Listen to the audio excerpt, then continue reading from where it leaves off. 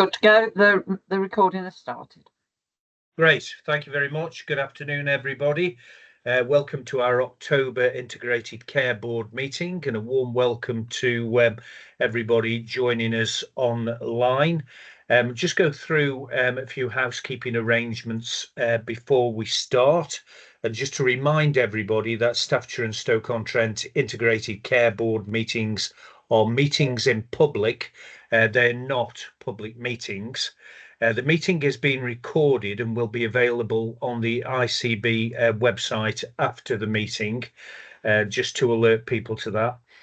Could I request that all cameras as we get into the meeting are off, with the exception of the chair and those presenting the item? And can you make sure your microphones are on mute, please? That will greatly enhance the sound quality of the meeting as we go through. When we get to questions, if you use the raise hand function, I'll make sure everybody has ample opportunity of asking any questions on any item covered on the agenda today. We will be taking questions submitted in advance of the meeting in a moment, but there will be a further opportunity for members of the public or other people joining us to ask a question at the end of the meeting. Okay, I've got apologies registered from Josie Spencer, Neil Carr, Paul Brown and Jackie Charlesworth is representing Paul. Paul Edmondson Jones and Rachel Gallio is representing Paul.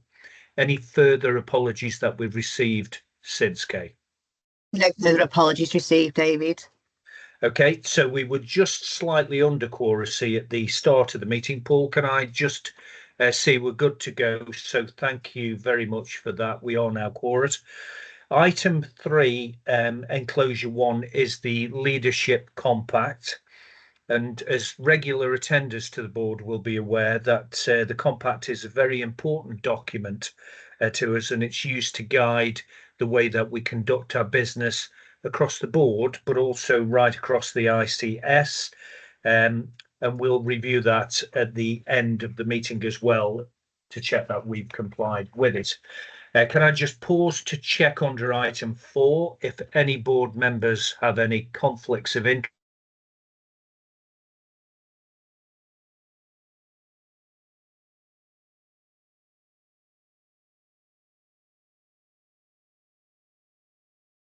Into item 5. First, the minutes of the meeting held on the 26th of September 24. If we could go through those for accuracy. Page 1, 2, Simon. Thank you, Chair. A minor point, David. I've sent some comments around the attendance from myself and Helen Ashley. It was myself, not Helen, last time around. That's all. Thank you, Simon, for raising that. We'll amend that. Where we're page 3, 4, 5, 6, 7, 8, 9, 10, 11, 12 and 13. Everybody happy with the accuracy and content of those minutes? Thank you very much, and thanks, Lisa, for the production of those. Moving to the minutes of the annual general meeting, which was held on the 26th of September. Again, if we could take those for accuracy, page 1, 2, 3, 4, 5, 6 and 7. Everybody happy with the accuracy of those? Thank you very much. Item 7 is the action log. And from my reading that at enclosure 5, there are no live actions due to be reported back to the board this month. So we will move straight into item 8, Tracy, if we can, please, and cover off any questions that may have been submitted in advance of today's board. Thank you, Chair. And the questions we've received are from Mystery and Syme. The first one is quite long and it's in stages, so I'll read it all out and then hopefully we'll be able to get a response to each. So an enhanced role for medical examiners was recommended by the Shipman Inquiry 2005, by the Mid-Desk Inquiry 2013, and also by the Morecambe Bay Inquiry 2015. Finally, September the 9th, 2024, that enhanced role of independent medical examiners came into force, and the medical examiner system is now statutory. At UHNM's board meeting 9th of October 2024, mention was made at the surprising high numbers of community deaths, and also within UHNM's highlight report, Quality and Governance Committee, 3rd of October 2024, this statement. Ongoing work with GPs around delays and referrals of deaths to the medical examiner's service. Page 171 to 179 UHNM board papers pack. Moving on to the question. Is the ICB fully aware of the situation as described above? B. What, if any, lessons have been learned and thus mitigated to ensure the medical examiner's role can function in its entirety without such encumbrances, given the supposedly high numbers and delays by GPs in referring deaths to medical examiners? Is the situation re delays in referring deaths and high numbers unique to Northern Staffordshire, an effect of UHNM's immediate catchment, or more extensive regionally? The ICB has an important role to play in coordinating work between healthcare providers, facilitating partnership work, and ensuring there are appropriate processes for receiving and acting on intelligence and issues detected by medical examiners. Is the ICB assured that the resources allocated to them for medical examiner offices have been made fully available to support NHS trusts and to the medical examiner offices? Okay, Tracy, thank you for that. And Ian, thank you very much for your question. As Tracy referred to at the start of reading that out, it is a very detailed question. And obviously, we want to make sure we've done justice to it.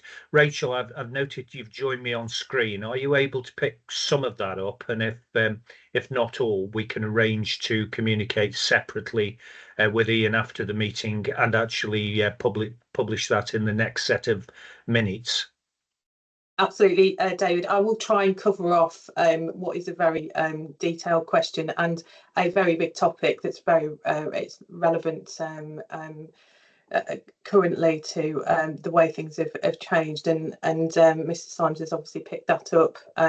It's a national thing, and we've implemented it locally. So thank you for the question, and I'll try and cover off what I can today, but happy to pick up any further detail that's required afterwards.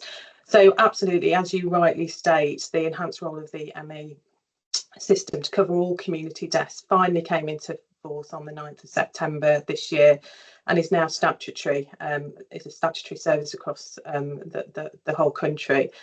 I'm really pleased to say that following a year, the last year of hard work by the ME services at UHNM, UHDB and RWT, who we've worked really closely with, we now have 100% of GP practices in Staffordshire and Stoke-on-Trent fully engaged with this.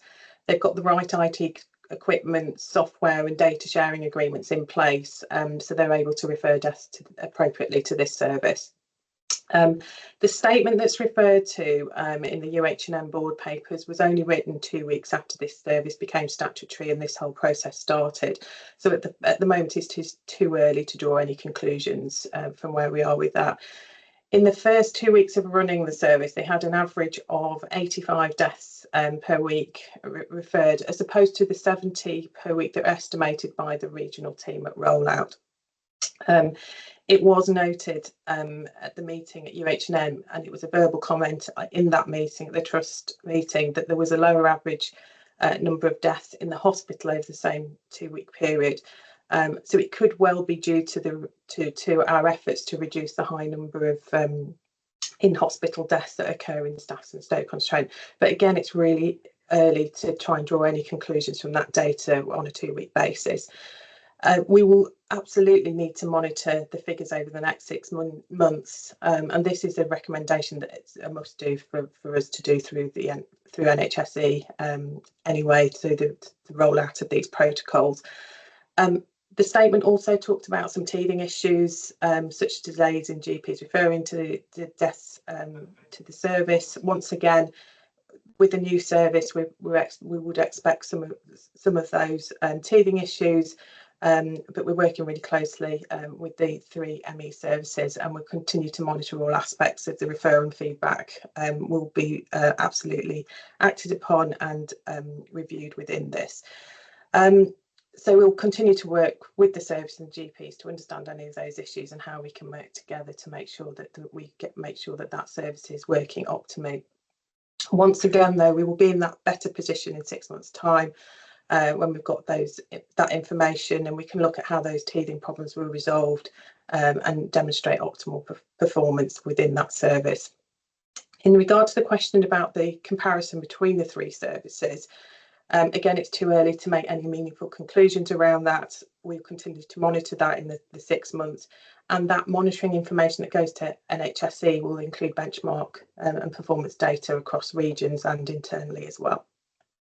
We will also, within the system, be taking regular updates to Quality and Safety Committee and take the 6-month audit as well. Finally, in regard to the resources, all relevant resources have been supplied to this process and allocated appropriately to the ME service. And there has been an awful lot of work that's sat under, and we can talk about, as I've talked about already, around the data sharing and working with our GP colleagues and working with secondary care. So thank you very much for this really topical question. There will be more information coming back about this, and again, I'm really happy to pick up anything further outside the meeting if it's required. Rachel, thank you very much there for a very full response, and it's great that you've said this will come through the Quality and Safety Committee and presumably will receive attention at the Senate as well. So, as you say, as this becomes embedded, it'll come through to the board in those assurance reports. I've got 2 colleagues who are coming in probably in support of what you've said. Jack. Thank you, Chair.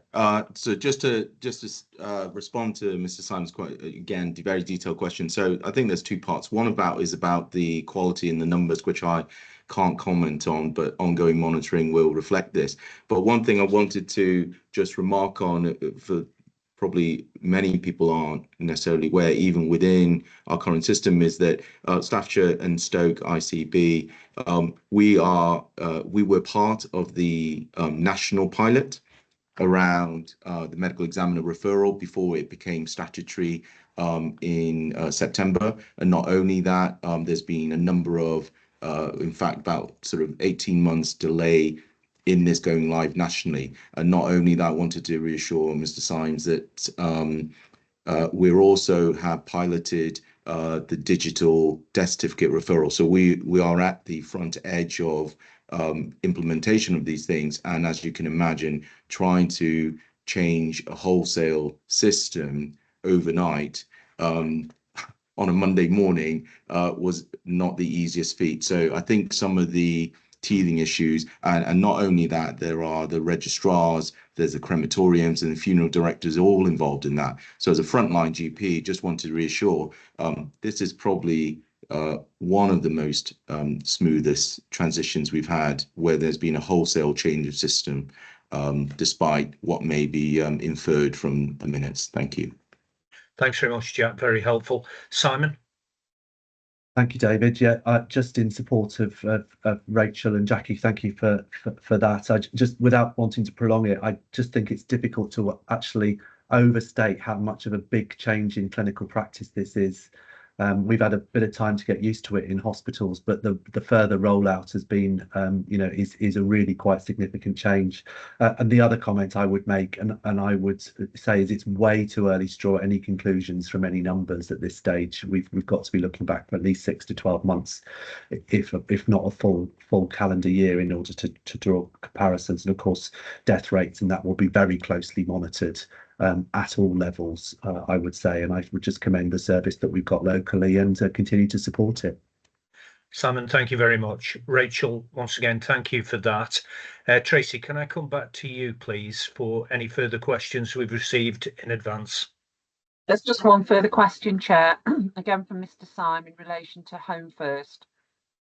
Stoke-on-Trent Local Authority gave notice earlier this year that it will be withdrawing from some aspect of the local Home First initiative. That withdrawal is now only 6 months in the future, i.e. April 2025. What's the present state of play regarding this? Okay, thank you again, Ian, for the question. Can I just check who's picking that question? Hi, David. It's Phil. I'll pick that up. Hi, Phil. I can see you now on screen. Thanks, Phil. Thank you. Thanks. So thanks for the question, Ian. So there are now no active plans to withdraw any aspects of Home First. However, we are working through a collaborative exercise with partners to review all of the Better Care Fund schemes to ensure that when we get into the next financial year, we're targeting that resource effectively to meet the needs of the population. There's also the commitment from partners that any changes to services will be enacted in a managed way. And then obviously looking a bit further ahead into the medium term, our strategy is very much about delivering care closer to home, developing integrated offers which support care needs being met in the community. Therefore, as part of the work I've outlined, we can expect there to be a greater emphasis on developing community-based preventative offers going forwards, rather than a reliance on in-hospital care and therefore on discharge support. So hopefully that clarifies that point. Thank you. Thanks very much, Phil, for the response to Mr. Simes's questions. And once again, Ian, thank you very much for submitting those questions to the board today. We'll move if we can. I'm just aware of time and want to make sure we've got time to do justice to some very important reports we've got coming up. Item 9, enclosure 6, is the Chair and Chief Exec update. I just wanted to pick out a couple of things from the report. Firstly, how pleased I was under 1.12 to see the impact of the veteran-friendly accreditation roll out across our patch, and also 1.13, the women's health hubs as well, how that's developing. But the one thing I did just want to bring everybody's attention to was the Director of Public Health Annual Report for Staffordshire County Council. That's been produced by Dr. Richard Harling. Richard's report is very helpful and very welcome. There is a link in the report to the full report, and I suggest if people haven't had an opportunity of reading that report to do so. So, Peter, I'll just hand over to you. You'll probably just want to pick a few things out yourself, and then we'll move on if we can. Yeah, thank you, David. So, yes, a couple of things from me, if that's okay. So, firstly, it's vaccination season again, isn't it? So you'll see within the report, there's quite a lot of information around the, if you like, the core vaccine activity that we're doing, but also supplemental work in terms of vaccine subsets of the population, whether that be children and young people or other areas.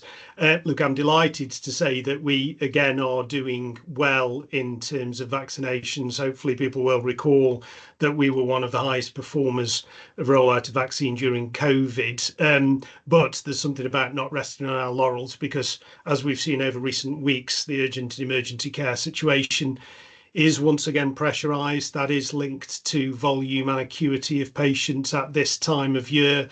And we know that that curve will only steepen in terms of demand over coming weeks and months. So the vaccination programme, that preventative side of the work that we do, is absolutely vital. So as much as I say, I'm really pleased that we're doing incredibly well so far, there's still a lot of work to do on vaccines. But a big thank you to all that have participated in that so far. Secondly, we were delighted to welcome Claire Fuller, who many of you will know, and she, for those that don't, she's the National Medical Director for Primary Care, working with NHSE now, previously doing one of my roles down south, Surrey Heartlands, ICB and ICS. And Claire shared her thoughts, and indeed others shared their thoughts with her from across the patch, a lot of general practice in the room on the day, about various aspects of how we encourage and promote, and then of course develop working at scale upstream. So the kind of stuff that Phil has just articulated very well in terms of proactive and preventative care, loads of positive messages on the day. I think there's a key challenge but opportunity for us to harness the energy from those kind of rooms, the likes of David Atherton and other colleagues in primary care who are either thinking about and looking to develop community initiatives themselves with other partners such as Midlands Partnership Foundation Trust, or indeed in David's case have already developed innovative solutions to ensure that we get into the heart of populations and support individuals before deterioration happens.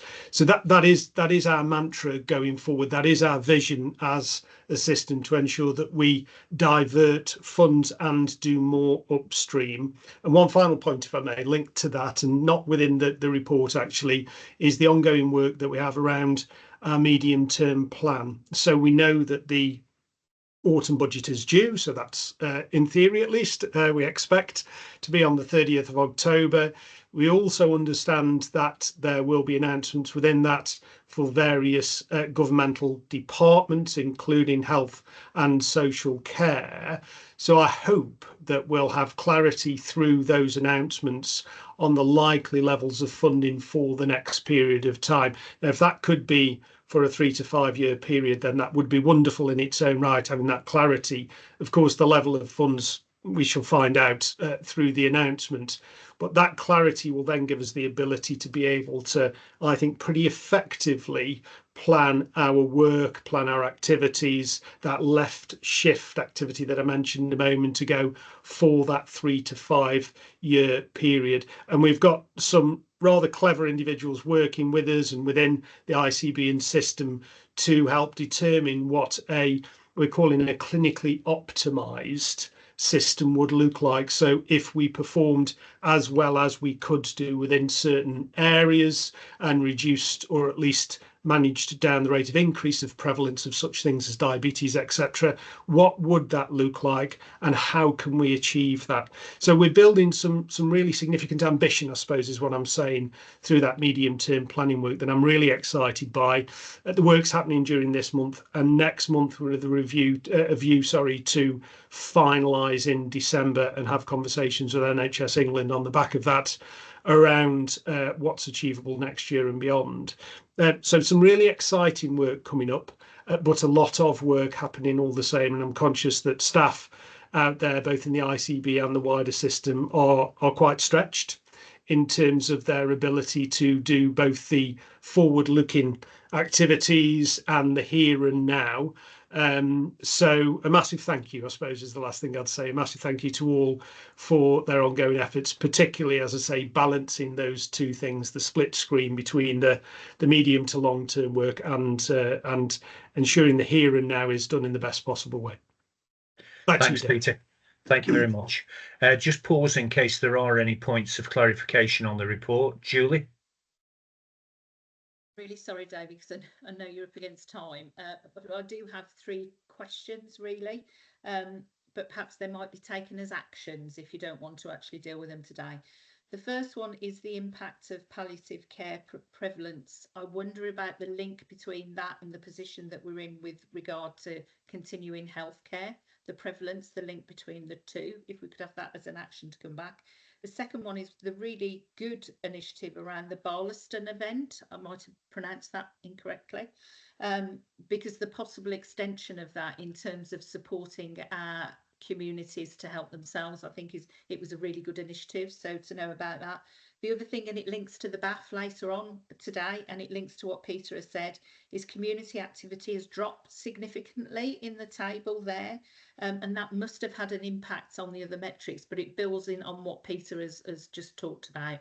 So no need to come back to me now, because I don't think people possibly could, but could we take them as actions? Certainly, yeah, Julie, thanks for that, and thanks for the option as well. So, Kay, if we could pick those up for the action log for the November meeting and come back with a report on the important points there that Julie's raised from this report. Can I just check if there are any further points anybody wishes to raise? If not, we receive the report and be assured that the leadership are working on each topic raised, and we've covered off the action points that Julie has just raised.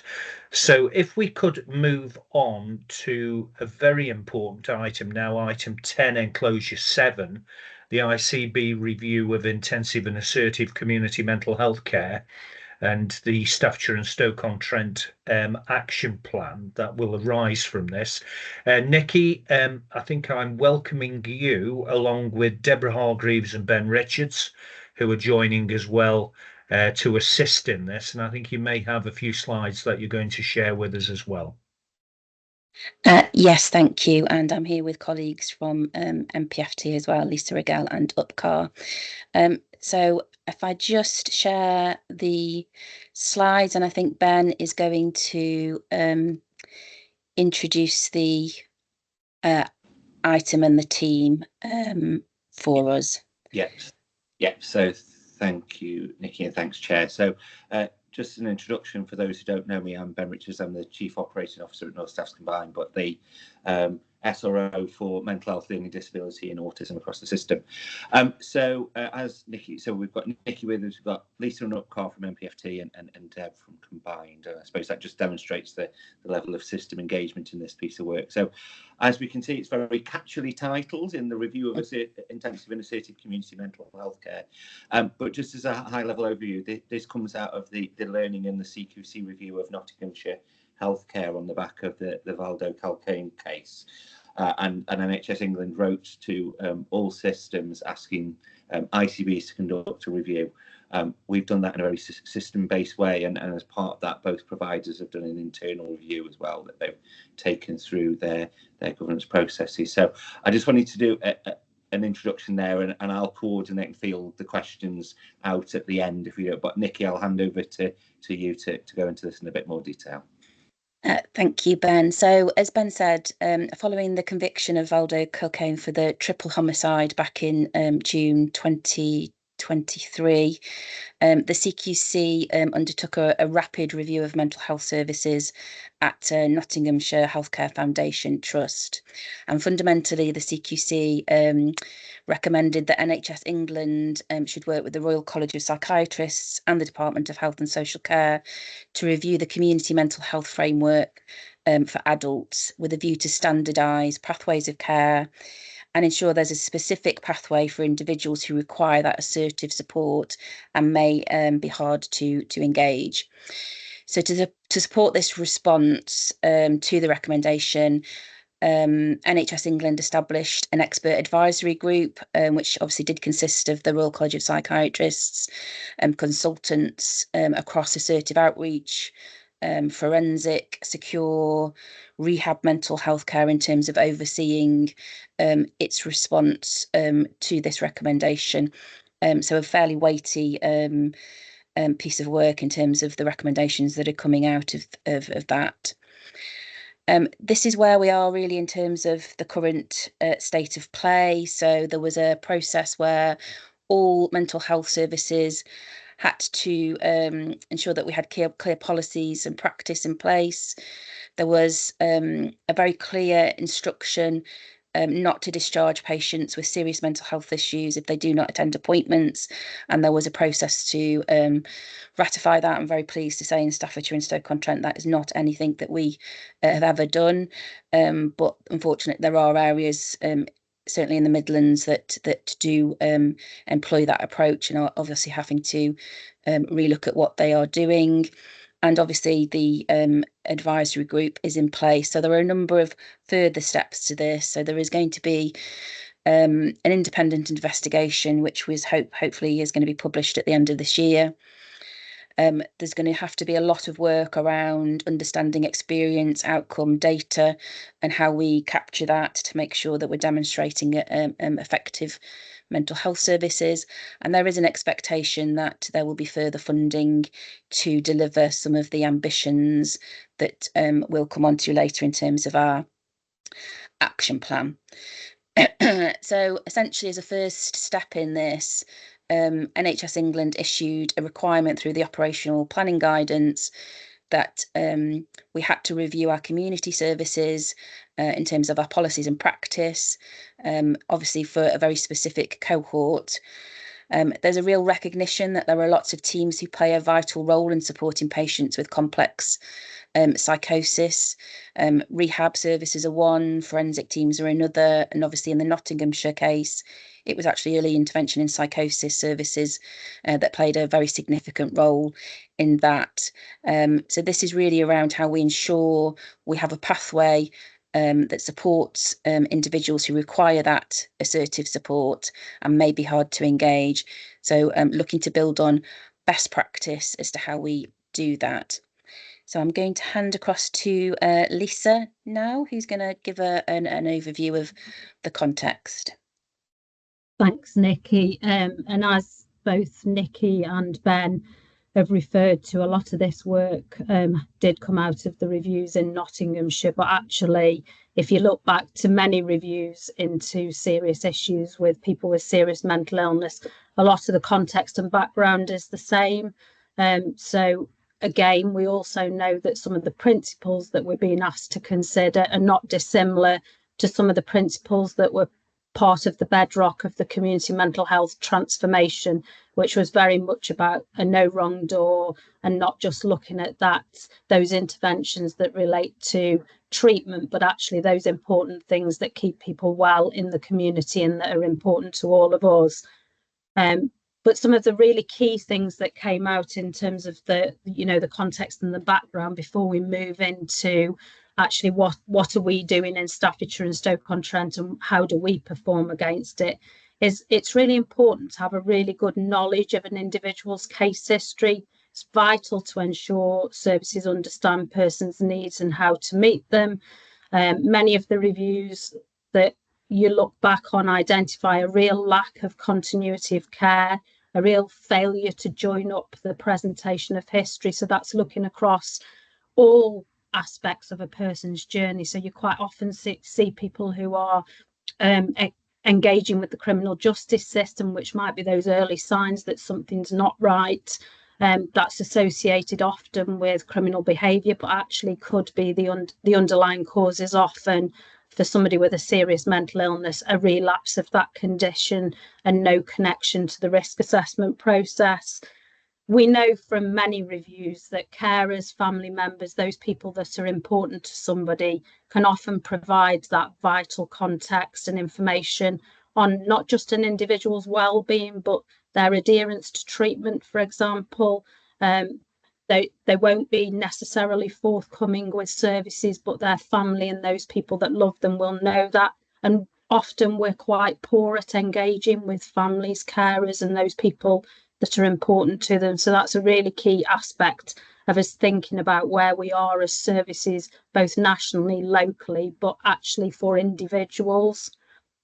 Again, lots of people with severe mental illness will have periods of relapse and remission. That's common. It's a common part of somebody's journey. So it's really important to take that long-term individual view of a person's care and not just think about the here and now, but actually how do we support those people to maintain recovery for longer? How do we support people to engage in services?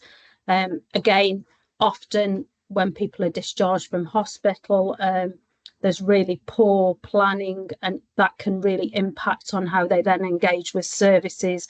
And as Nikki referenced earlier, things like rehabilitation, housing, employment, all those things that are important to us are really important to think about for this group of individuals.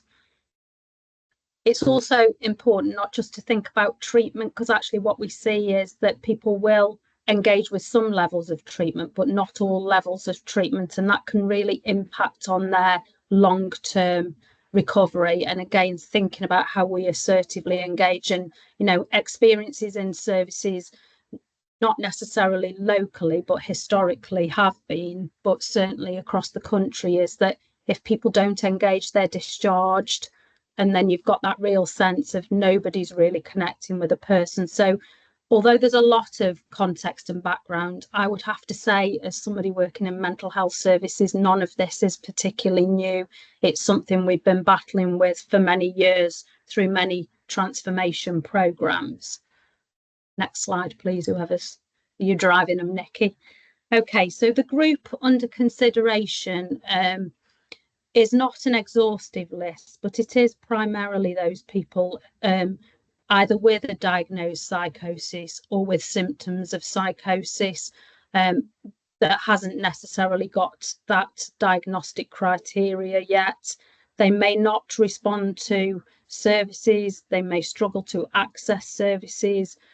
They also don't engage in routine monitoring, don't engage in support, and actually often are engaging in quite risky behaviour. So you very commonly will see people who are also experiencing issues with substance misuse, lots of contact with the criminal justice system. They're usually people that are vulnerable to relapse or deterioration with serious related harms associated sometimes with violence and aggression, but quite often to themselves, so lots of risky behaviours, multiple social needs. So very, very similar to the community mental health transformation, about thinking about those important factors that keep all of us well as individuals. So housing, finance, often self-neglecting, often quite isolated, not just from services, but actually from those people close to them.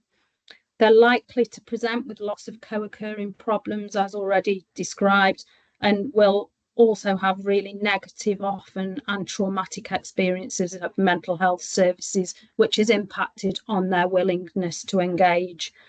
And there's more often than not lots of concerns raised by families and carers, which quite often can be ignored and not taken into account, particularly with adults. As I say, it's not an exhaustive list. And one of the things we're doing across the system and in both of the providers is working with our clinicians to be really clear about what are some of the indicators of the groups of people that we really want to think about how we work with them in a different way. I think I'm handing over to Deb now. You are, thank you. So when we were looking at the maturity index, we focused on the teams that covered these cohorts of people. So for North Staff's combined healthcare, that was very much focused on early intervention team, multiple disadvantage team, our intensive outreach team, a community adult mental health teams and community rehab, whilst in MPFT there was a focus again on early intervention, rehab, intensive life skills teams and the integrated mental health teams. We also linked in very closely with our corporate colleagues. So we looked at performance, looking at sort of the data we could pull, which would be useful to sort of highlight and indicate this cohort, and also how we are working well with them. We also linked in with nursing and quality, looking at our policies, our governance, and how we were able to detail how we supported this cohort, and then also patient safety and patient experience. So pulling as much information together as we could on how we supported these people that were supported by these teams that were mentioned above. Next slide, please, Nikki. So NHS England have requested that we, as the ICB, there was a process that we had to follow. So we've been asked to review all policies and procedures and functions of teams that support this cohort of people in order to highlight gaps and any barriers to achieving a high quality service to support the people that have been identified. There's been a request of an involvement of all partners and those who provide input into this cohort, including local authority, VCSE and police and colleagues. So while it wasn't mentioned in the previous slide, each of the two main mental health partners linked in with their respective partners within the north and the south of the county. So for example, in combined healthcare, we've got Everyone Health and Changes and Stoke Local Authority that we're linked in with. It was requested by NHS England that the report be completed by the 30th of September.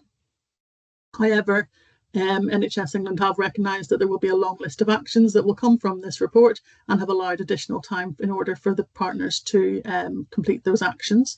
And the outcome of the report should be shared with the ICB Public Board, which is why we're here today. And I will hand, and then, yes, that's why we're here today. And then we're moving on to the policies. I'm not going to read all these policies and procedures out. There's a lot of duplication. Obviously, MPFT have their policies and procedures, and we in Combined have our own, although both are all based on national guidance and sort of nice best practice. I think we should highlight that a lot of the policies and procedures we looked at were very much focused on DNA, miscontacts, and then also looking at standard operating procedures of the teams that were listed in my first slide, to make sure that we were covering everything that the NHSE have asked for, and if not, been able to highlight those gaps. So as I say, I will not read all those policies out to you, but they're there for reference. And I'm handing over now to Utcar. Thank you. Brilliant, thanks, Deb. As part of our submission, we had to kind of formulate a set of short-term actions and long-term actions, which were identified through our maturity metrics. I'm not planning to kind of go through all of them, but this gives you kind of a bit of a flavour of the short-term actions that we're looking to kind of implement, hopefully in the kind of next 3 to 6 months.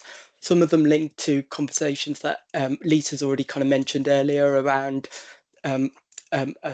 a joined up effort in terms of identifying a target cohort based on the guidance that we've been given from the national team. Where are the gaps within our clinical systems, and closing those gaps in terms of capturing that information, which gives us the assurance that we're identifying the correct cohort and we have processes in place to put in assertive outreach measures for those individuals.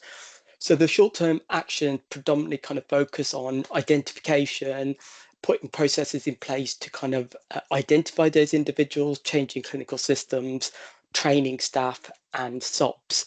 And the longer-term actions, if we move on to the next slide, are those that require some significant investment from the national team to try and help support. So particularly both trusts would need additional resources to support the assertive engagement recommendations associated with this programme of work. It's also kind of worth noting that whilst a majority of these individuals would be known to trust providers, there would be a proportion that are not even known to us. So how do we kind of join up with other system partners such as the police that may know of individuals that need to be kind of have some sort of an assertive outreach approach. I'm now handing over to Nikki, I think. Yep, thank you. So this is just obviously a summary of what we've essentially presented. Regionally, NHSE is looking at all of the returns. We've been asked to submit a maturity index that both trusts did in terms of that review, and they're going to collate those national trends.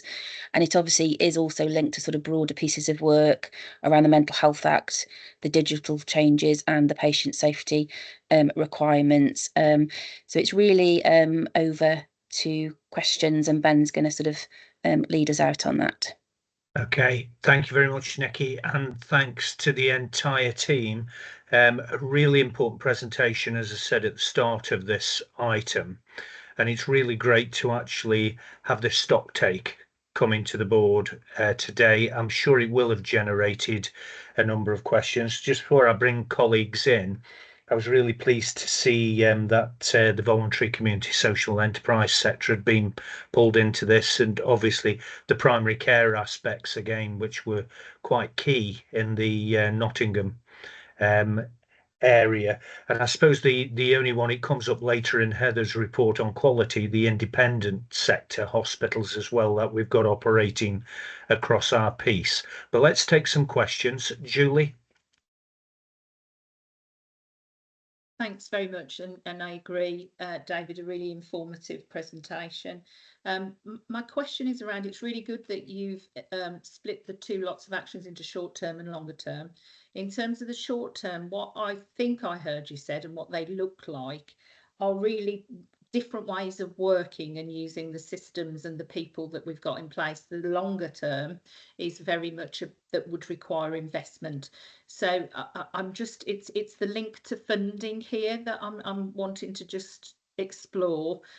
It's around what's already been announced by Wes Streeting in terms of response around mental health, but then also how this feeds into 25-26 planning in order to make sure that we see these as priorities. Thanks, Julie. Nikki, Ben, do you want to yeah, so if I come back at first and then Nikki comment. So there are a number of the short-term actions that are just within the provider gift, and we are just getting on them, and both trusts have taken their sort of respective inward-looking ones through their own trust governance processes, and they're both going back in 6 months' time so that we can update on where we're up to. So a good chunk of them don't need funding, they just need us to adapt what we're already done. As you expect, the big ticket items are the longer term ones. And unless Nikki tells me something different, there isn't any pound signs attached to any of this yet. We need to see what comes through, and the sort of narrative we're getting is they need to know what the collective ask is first before they can look at what that is. But Nikki, I don't know if you want to add anything. Yeah, no, absolutely. So part of the submission of the review is to inform that sort of future spending review type options that obviously will go through in terms of being able to effectively support this much broader patient cohort. And again, it's the recognition that some of these individuals may currently have already disengaged from mental health services. So how do we re-engage them is going to take that different approach. But essentially, that's what the action planning process is for, to inform that policy direction from the national team. Okay, so we'll move on if we can. Thanks, Julie. Shoka? Yeah, thank you. Thank you for the presentation. My questions were really about trying to understand where the gap is in the system in itself, particularly in terms of Staffordshire and Stoke, in terms of where we are, and really trying to understand where that gap is, but also the involvement of families and service users in that end-to-end experience with a number of different agencies. We know that sometimes it's at the handoff points that things really fall over, and there's a lot of sort of agencies just kind of moving the whole challenge from one place to another and signposting people. We've seen that time and time again, and hopefully some of the data will help drive some of that intelligence and what we know. And then my final point really was that I'm quite surprised there's not a reference around race in any of this. So in particular, we know that from a mental health perspective, Black people, there's a disproportionate number in terms of who suffer from particular issues. And I think it's key from an inclusion point of view, from a diversity point of view. There's been no reference, I've not spotted it, and I apologise if it was in there, that challenge about how we work with particular communities. And I think that will be huge in terms of where we are in Stoke and Staffordshire. But thank you for the presentation. Thanks, Shoka. I don't know whether you want to just respond on those quickly, Ben, Nikki. Yeah, Nikki, do you want to come in? And I can see Upcar's put his hand up as well. Yeah, so I think those are absolutely valid points. I think the gap, if you like, is the level of scale and depth that is required to engage with these individuals to ensure that level of treatment is there. We have, in terms of other pieces of work, delivered quite a lot of population health needs analysis, and I think that's probably where Upcar's going to come in terms of that. I think part of that is how we better record things like race and ethnicity, and actually how we respond to those needs. But it's an absolutely valid point, so I'll hand across to Upcar. Yeah. I take it your question was on that point, was it? Yeah. It was, yeah. It was just to kind of say, in the longer term actions, there's a specific work stream around how do we test the proportionality of some of the SOPs that we're developing with people with lived experience. So Lisa described, whilst it's a fairly contained kind of cohort, there's still it's still wide enough for us to kind of consult on a wide range of service users in terms of, do they feel that the actions that we're going to be taking or we want to implement are proportionate. So there is plans to kind of involve service users. The first bit has to be clinically led, because we need clinicians to identify what is the target audience. And we didn't feel it was appropriate at that stage to involve service users. Is the development of the processes that support the assertive outreach mechanisms. Thanks, Upcar. Very helpful. Ben, in the chat, did you want to come back on that? If you could do that, yes, very please. Briefly, and then we'll take the final two questions. Yeah, so I suppose it's just coming back as well about that hand up position. And one of the longer term actions is a sort of central place where we can record these, and that's learning from other things, like we've got the dynamic support register for people with LDNA, etc. We know one of the challenges with handoffs is people don't necessarily know that other people are involved, so it's to pick that up. And it's just to build on Upcar's last point there as well, of I suppose it's just a little bit of a word of caution to those people who may sit on other ICB boards or other boards, that the cohort of patients we've looked at was developed by our clinicians looking at our local demographics and our local need. There isn't a nationally defined set, even though we did go back and ask that question. So I suppose it's just a word of caution if people sit on other boards. You cannot necessarily directly pick up our report, which looks at our system and our needs, and compare it with another system directly without that word of caution. So I just wanted to make that point as well. Thanks, Ben. So last two questions, and then we will need to move on. Heather? Thank you. Mine's a very quick comment rather than a question, so hopefully not too long. I just wanted to thank Upcal actually for the point that he raised about and to highlight the importance of people not known to existing services, because these are potentially a hidden group of people who will be, will be wanting to work with on all of these work areas. So I just wanted to acknowledge the point that had been made and make sure that everybody had taken that comment on board, really, because not everybody that needs this support is known to mental health services currently. That was it. Thank you. Thank you very much, Heather. Baz? Yeah, thank you for that. It's really interesting. I just wanted to quickly mention, I think the VCSE is an important partner in this. I just want to reiterate that. I think the challenge can be, I think sometimes the way, let's just say, the ICB or the NHS can operate is very structured in particular. And sometimes when you work with the VCSE, there can be this push of work the way we're working. Well, the whole point is not to work the way, when you're measuring outcomes, when you're measuring different parts, you want them to have a different perspective. You want them to bring what they think is impact, what they think is. And also on top of that, there is a lot of the CVSs, those voluntary organisations, they tend to know things going on in their local areas. So the more you can tap into those VCSE and kind of preempt, and I think that the final challenge on that would be the GDPR side. I think there's always this worry, and people don't share information. And how I see it is, what you may have may not be a safeguarding, but what I may have may not be. But if you put the two together, then there may be a safeguarding, and it's creating that safe space where people can talk about things and not feel crossed a boundary or something like that. So that might be the challenge. How do you create that safe space where people can share information? And I'll stop there. Thank you, Baz. So we'll note that really important point that you raise. So if we can bring this to a conclusion, just wanted to start by really thanking all of the team that are present with us today. As we said at the outset, an incredibly important stock take that you've undertaken.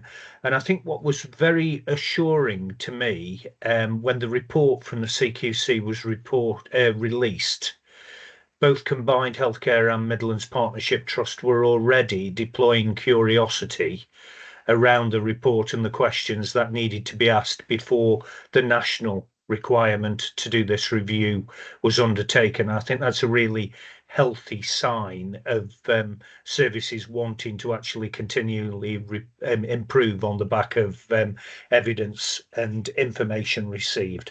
So I wanted to thank you for that, and we will, I'm sure, be taking updates on this through the Quality and Safety Committee on a regular basis into the board, because the board obviously will be very keen to see that the implementation takes place, but also going back to Julie Holder's point about just how the resourcing of this is going to be managed in the future as we get further into the review. So if we could move to the recommendations, then we're being asked to note the detailed review undertaken against the national guidance and the proposed high-level actions across the system to ensure alignment with national guidance and resource implications that may be required to enable full compliance. To note the timescales and leads for actions across the ICS are to be allocated and reported to the Quality Safety Committee by Q3. To note that there will be an NHS review of the system return, and NHSE will collate national trends from the reviews to use to inform future policies, as well as communicate the outcomes to the CQC and Department of Health and Social Care. So once again, guys, thank you very, very much for a very stimulating and thorough presentation this afternoon. Colleagues, if we could move on into item 11, please, enclosure 8, the Staffordshire and Stoke-on-Trent ICS Strategic Organisational Development Plan. Mish, I think I'm handing over to you in the first instance, and then we'll be joined by Pauline, who will take us through this report. Yes, thank you, David, and good afternoon, everyone. First of all, really, a massive thank you to both Pauline and all of the colleagues within your organisations that have taken part in building this really collaborative, high-level strategic plan for our organisational development requirements as a system. The recommendations within it, our strategic objectives, are high level, and what we will be doing over the next 3 months will be working again with our OD colleagues to understand what our delivery plans are going to be, to ensure that we have the resource to deliver them, and to reconfirm the priority level of them, so our timeline and our milestones. We have put some indicative timelines in there, and they have come directly from our OD colleagues. However, we do need to revisit that and consider, with the development of the medium-term plan and all of our organisational objectives, exactly when we're going to deliver everything and how we're going to do it. So what I'm going to do is to ask Pauline to take us through the plan. What we would like to see is to come back in the next 3 months to then talk about the specific deliveries, and also for those plans to have gone through our provider boards as well. So we're absolutely all signed up and owning them. Thank you, Pauline. Mish, thank you. Welcome, Pauline. Thank you, Chair. Thank you, Mish. I'll take the plan as largely read, but just direct us to a few points. I think it's really important to acknowledge that a lot's changed since we started the development of this plan, and I think in terms of the landscape, it's very different now than from when we started. So I think important just to have that context there. But also very much directed by our partners in terms of what we see in there now, sets out our ambitions as to where we want to go, and that kind of desired approach for OD across our system. So very much some guiding principles as to how we go about our OD work is what our providers came back in terms of what they wanted out of the plan. And just a reminder of the purpose of the plan, very much to strategically shape that overall OD approach, and focusing on fostering collaboration, leadership, culture, particularly enhancing inclusivity and belonging, and making sure that they're really golden threads throughout everything that we do. In terms of what's changed since the paper last came to this board, the main areas are around that wider engagement with a wider group of our stakeholders and partners on this call. And you can see some of the outcomes of that engagement on pages 79 to 83. I won't go through them, but that really are the results of workshops, group sessions, focus group sessions with various provider groups, where we asked them some specific questions around what were their current priorities in terms of what they were working on across OD, so around leadership, talent, inclusion and belonging, EDI, and so on. So what were they working on currently, and what did they want out of a system OD plan? And that's what you can see on those pages there, 79 to 83. And we've engaged, as you know, quite widely in doing that. Still some more work to do in terms of engagement. There's still some groups we've not managed to connect with as yet, and we do want to engage more widely with our staff networks as well. So some more work to do there. The outcomes of that engagement that we've done with those groups, in terms of identifying their current priorities and how that looks at system level, of what we've pulled together in terms of what you can now see on page 70 and 71, which sets out those strategic priorities aligned with the strategic objectives. And again, in co-production and co-design with our partners, 4 clear areas came out around inclusion and belonging, system culture and collaboration, leadership and management, and inclusive talent management. So in terms of next steps, and Mish has outlined some of that, we'll see that on page 75. We do need to socialise the plan more widely beyond our OD communities, and also have some broader conversations around the delivery model, the resource needed to deliver that plan, where the ownership sits for some of those objectives. So again, as I've said, a lot of the priorities have been identified by partners, and they're already doing some work in some of those areas. So it's really about baselining what's already happening, looking at how we can capture that good practice, how we can share the learning, looking at where there might be gaps against the priorities that they've identified, and then the opportunities for transformation, but really looking at how we can add value to the work that we do at System across those areas. So over the next 3 months and beyond, it'll be very much doing that, baselining, ascertaining what we need for delivery, getting a bit clearer on the more detailed actions that would need to come out of that, engaging more widely with the subject matter experts in each of those 4 areas and priorities that I've talked about, and having some ongoing conversations. It will be an iterative journey and plan. You know, again, you know, things are just changing, not quite daily, but very changeable. And obviously, we need to look at what's coming out of the medium-term plan as well, so that we can try and be as responsive as we need to be to support the OD needs system as they continue to unfold. So I think that's all I wanted to say, David, about the plan. Yeah, thank you, Pauline, and thank you for bringing that to life. And I guess just from the outset, on reading this, there's an enormous amount of work gone into the production of this document and the thinking behind it. And I think what's important from what you've said, Anne Mish, is the developmental side of this, that it will reflect partner members' requirements and get refined as it moves forward. But thanks very much for bringing it to us. I've got a couple of questions, Pauline, Mish, well, a few popping up now. Shoka. Yeah, thank you, Chair, and thank you, Mish and Pauline. And Chair, all I really wanted to say was I think this is a really good plan, and accepting that there is still further work to be done. And I think what we mustn't lose sight of in that further work is just some clarity against some of the outcomes. And in particular, you know, how will the system look different as a result of adopting this plan and the work that we want to do? And in particular, some of those success measures, identifying those. And I'm really happy for this to be the progress and the monitoring of this to be at PCI committee, as has been suggested. My one question to Mish and Pauline really is, so if I was a member of the public looking at this, what will be different for the services that I, as a member of the public, will receive? And I think it's important we try and answer that, or certainly articulate that as we move forward. But I just want to really put that question on the table at this stage. Thanks, Shoka. Okay, so presumably that's something that you'll reflect on and bring back, Mish and Pauline. Yeah, I mean, I'm really happy to comment on it now, actually, just briefly.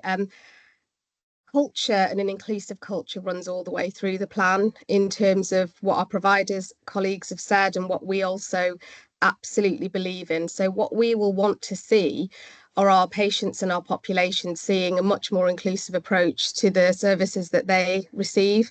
So we're working with staff network groups, but also reaching out into the wider community to hear from the population so that we can understand and help our workforce to understand how best to engage with them. So that will be also around the outcome measures. So how will we know we've succeeded? And that's the bit that Pauline's referred to in terms of the delivery plan. We need to work up those metrics in partnership with our providers, depending on the service that we're delivering and where. Right. Thanks, Mish. Julie? Thanks very much. This was discussed at length yesterday at People and Culture Committee with provider colleagues who acknowledge the hard work that's gone on, and I think we should acknowledge all of that hard work which has gone by with Pauline, but all other colleagues as well.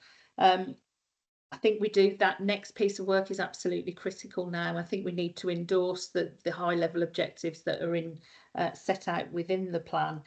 I think in reality, the one thing I said yesterday, and I think we need to just be clear that the delivery with this additional piece of work is going to be 2025 to 28 now. as we move into the planning round as well. Thanks, Julie. Really, really helpful reflections there. Peter? Yeah, thank you. So we've talked on a few occasions in the meeting, haven't we, about the left shift principle, so moving resources and activity to more of a proactive and preventative set of environments. And I think the Darcy Review and other sort of strategic narrative that kind of takes stock of where we're at as an NHS has kind of indicated, and very honestly, that we've not achieved that as we would like over the last 10, 20, and arguably even the life of the NHS. And there's probably, for me, a reason for that, because we often see it as a technical exercise, whereas actually, because of the political push and other pushes to be more in that reactive space, it's for me as much a cultural challenge to shift care closer to home and upstream as it is a technical challenge. So for me, this activity is as important as any of the clinical service redesign work that we do, because we're never ever going to shift care upstream close to home unless we tackle the cultural sort of inadequacies of government and how we've done this in the past. And that's going to be really difficult. So no pressure, folks. But as I say, I think this is massively important because our challenge is as much cultural in that left shift as it is technical, David. Thanks very much, Peter. Buki? Thank you, Chair. Just to reiterate the thanks that other colleagues have given to the hard work that has gone into this. Want to support Julie in terms of let's adopt the objectives. I think there is sufficient work now that we know what to do. And just on the back of what Peter said, I guess the importance attached to this also needs to be visible in terms of the resources dedicated to it. I think we all want the outcome, but unfortunately, my observation is when it comes to delivering organisational development, it is often starved of resources, and then we wonder why it hasn't delivered. So I guess I'm just saying that we really need to be committed to dedicating the resource it needs rather than something that becomes an afterthought. Noted, and thanks, Buki, for the challenge. Important that we do take those things on board.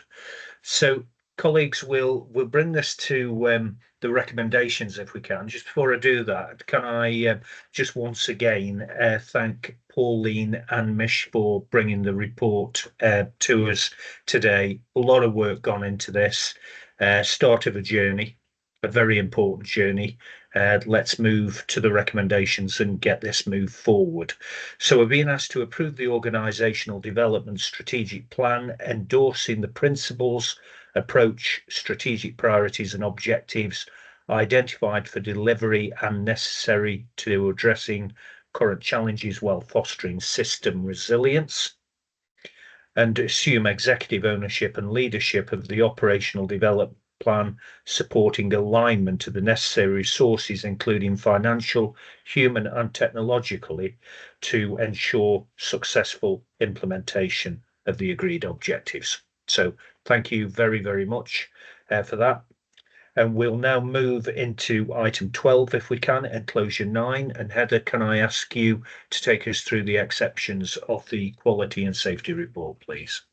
I will indeed. Thank you, Chair. And as always, I will take it as read, but as typically Heather style, I will just draw out a couple of really important points. And the first one is just to link back to the point you made earlier when we were having the presentation about mental health services. There is that section in there around the work that's been undertaken on the pilot for the Home and Host Commissioner programme. It refers to some experiential learning, and my point to bring out was just to highlight that experiential learning, which most people will remember, relates to the time when we had a number of homes for people with learning disabilities where we had to take rapid action, followed by CQC or accompanied by CQC action, and close homes and move people on. That learning has been invaluable, and of course that's now fed into the national programme. So as a result of that, you won't be surprised to know that we've done the pilot, we've done the self-assessment, and we have highlighted that we do have processes in place to support maintaining the oversight of quality and safety of our patients, even when they're out of area. So if they're in a placement in an out of area facility. So just wanted to draw that one out. The other one was a very quick line around looked after children. We've been doing a lot of work around trying to reduce the backlog of looked after children cases. We've put some resources into that, and we've reduced the timeline for recovery. It still runs to the year end, but that's the financial year end, whereas the original plan was for July. And I'm optimistic that as we continue to develop and go from strength to strength on that work, that will improve further. So I'll keep everybody informed about that. The maternity prescribing section highlights something that's come up recently in relation to primary care not prescribing for maternity services, and it refers to patient group directions. And just for the benefit of our public as much as anybody else, I just wanted to make clear that everybody understands that what that means is that people who are suitably trained, qualified and deemed to be competent will be signed off to be able to give those drugs. So it means that we'll be able to stop there being any delay in patients accessing the drugs that they need, particularly during pregnancy.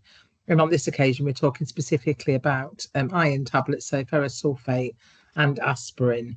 And then finally, just to again underline the positive work around quality improvement that's happening across the patch. We talk a lot about quality assurance, and we're often talking about negative stories. And there's some really good work going on, not only in Staffordshire and Stoke-on-Trent, but also we're working really, really closely with Shropshire, Telford and Wrekin. And the joint collaborative network now has over 550 members. So that work is going from strength to strength. Other than that, just to highlight, there's no separate chairs report this month because we had a deep dive quality committee, and I'm happy to take any questions. Heather, thank you for comprehensive report as usual. Just pause there for some questions, and I've got Megan. Thank you. Thanks, Heather. Yeah, it was actually around the antenatal prescriptions, which you raised there helpfully. Can you just clarify, is this just a Staffordshire Stoke? Is this just a system issue, or is this a national issue? And then the second part of that really is whether those mitigants that you're putting in place are going to be in place in time, because I note that it's from November, which is very soon. Yeah, so it is a national issue. It's not an issue that's exclusive to Staffordshire and Stoke-on-Trent. It's about what is and isn't in the GP contract in its simplest form. And yes, work is happening now to make sure that this is in place. But of course, we can only really predict November as a start point. But anything as soon as we're ready, that will go live. So there shouldn't be any delays for patients who do need those drugs, and alternative arrangements will be made if they're not available through the PGD route. Thanks, Megan. John? Thank you. It's just a straight question. I didn't know whether to raise this under quality and safety or performance, because it sort of fits under either.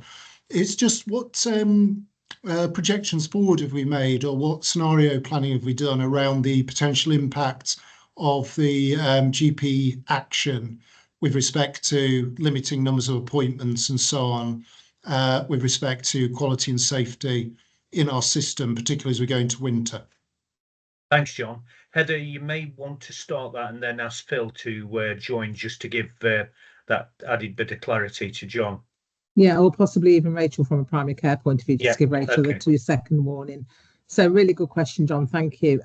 I suppose from a quality and safety point of view, just to reassure you, we have regular updates from the primary care team through to the quality and safety committee, and that has highlighted through the work that we've been doing the likely impact of primary care action.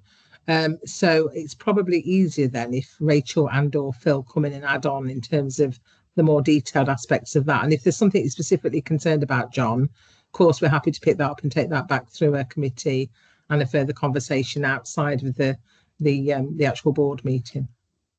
So, Phil, Rachel, any observations that you'd like to make?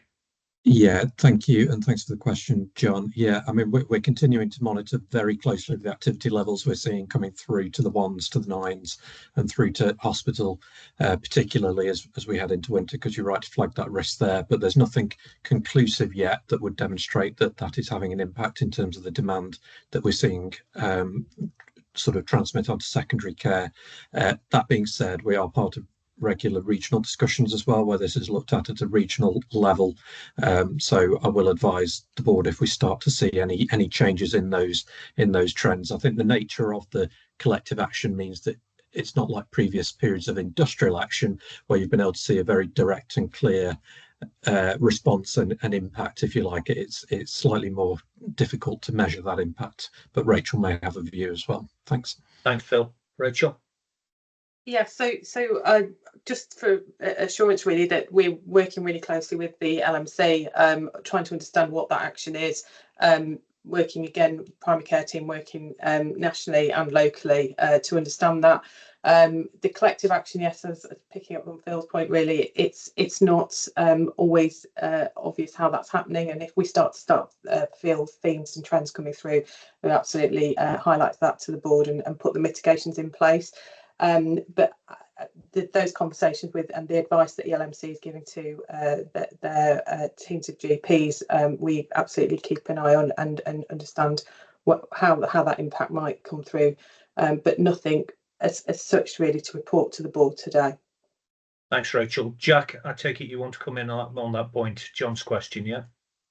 Yeah, I guess it's a nuanced answer. So I'd like to sort of provide, since this is a meeting in public, both to John and the public at large, that whilst there is some collective action on this isn't solely around access to appointment.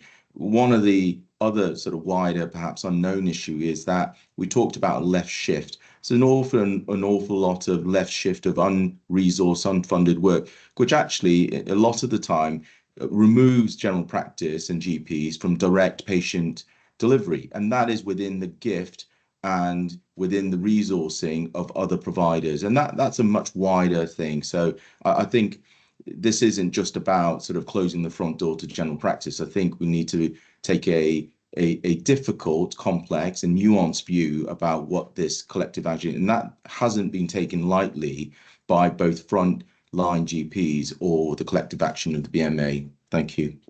Thanks, Jack. Thanks for the question, John. Heather, thank you very much for the report. If there's no further items, we will move to the recommendation to receive the report and seek clarification and further action as appropriate, which we've done. Be assured in relation to key quality assurance and patient safety activity undertaken in respect of matters relevant to all parts of the integrated care system. So thank you, Heather. We'll move, if we can, now into item 13, finance and performance report. Paul, you're leading this out, and then joined by Phil, and then Megan will do the exception report from finance and performance. Okay. Jackie, sorry, Jackie. It's all right. I'll give my apologies. There, Paul. Yeah, that you're representing Paul. Jackie, over to you. Apologies for that. Apologies from Paul Brown. For those who don't know me, I'm Jackie Charlesworth. I'm Director of Operational Finance for the ICB. The Month 5 financial position forecast has been scrutinised by the System Finance and Performance Committee. In summary, at the end of Month 5, the system reported an adverse variance to plan of 25.8 million.